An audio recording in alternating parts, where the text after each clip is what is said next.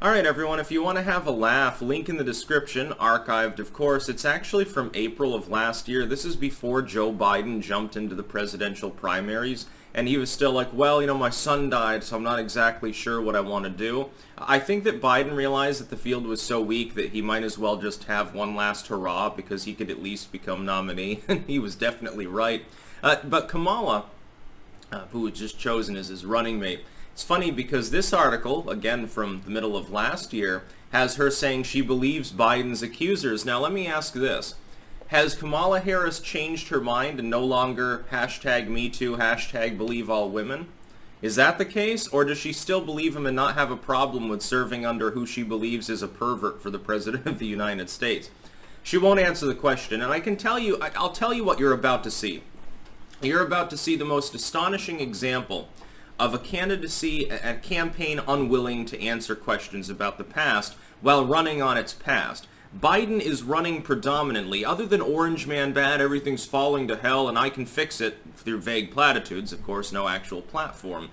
Biden's main selling point is that he has a very, very long career in politics. He was a two-term vice president. He was a powerful member of Congress for, 30, 35 years. Under the circumstances, you'd think he'd be talking about all the things that he accomplished, but he doesn't.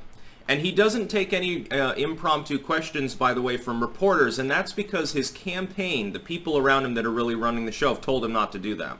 Because you saw, back before he could use coronavirus as an excuse to never go out much, he used to answer questions and engage with people. In fact, his personability, as opposed to Trump being more aloof, was actually a benefit. Admittedly so. He seemed more personable, like Grandpa Joe sort of thing. Now that's disappeared. He doesn't answer any questions. Why? Because every time he did, he screwed up.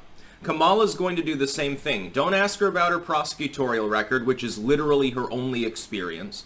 Don't ask her about any of the laws she supported or not supported throughout time. If I look at her prosecutorial record, she was truancy. Kamala Harris was the one suggesting that parents should go to jail for up to a year because their kids didn't show up to school one day because they were sick or something and didn't get a doctor's note. That was Kamala Harris's doing. Between Joe Biden and Kamala Harris, you have arguably the most tough on crime, authoritarian ticket in U.S. history. Arguably. And you have to go back to maybe like the Alien and Sedition Act days to find something, a wonkier proposal. Biden was a tough-on-crimer. He was one of the key architects of the bad legislation of the 1990s that, by the way, did nothing to curb crime. That happens later. Soviet Union falls, the economy roars ahead, the internet becomes public, and all of a sudden crime drops because people are suffering less social alienation, at least until this year, of course.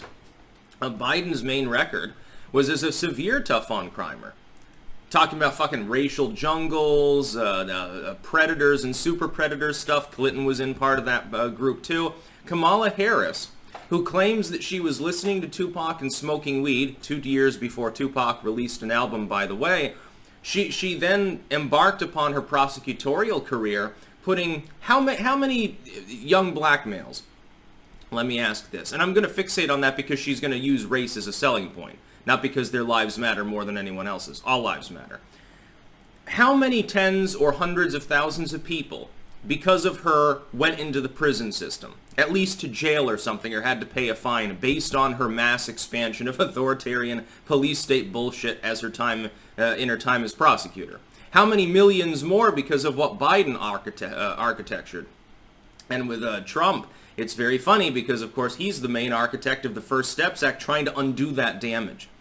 It's hilarious. Trump has done more in his last few years as president for these same communities that will vote overwhelmingly for Biden and Kamala Harris, regardless of what platforms they have, has done more than Biden did and Harris did in their entire careers. In fact, they did a great deal of damage to these communities. I would say that when you have every other member of a inner city community has a felony because of tough on crime policies, yeah, it's going to stay economically disadvantaged. It's going to stay impoverished.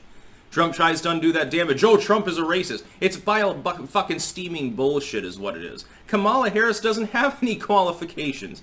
I'm not even sure why Biden chose her. Maybe this is evidence he really has slipped. Maybe he really was the one who made the final call because only an idiot would have her on as potential VP. A vote for Biden is a vote for Kamala Harris. He's not going to be the acting president. She might not even be. It might be more of a shadowy oligarchic cabal, but she'd be the one really doing, the executive thing. I think you're going to see more of Kamala Harris than you will of Joe Biden. Because I think what they're going to try to do is they're going to try to shape her public image very carefully. See if this isn't the case. They're going to try to shape her public image as the strong, empowered woman who's really leading the show in everything except for name. And the reason that they're going to do that is to try to get some of the third waiver voters, which a lot of them didn't like Kamala. I think she rubbed them the wrong way, which I think is good and shows intelligence if you don't like Kamala Harris, as well as the strong, empowered people of color sort of voters, which, again, if these people were looking at anything other than the color of her skin, they would fucking hate her for doing so much catastrophic damage to these communities.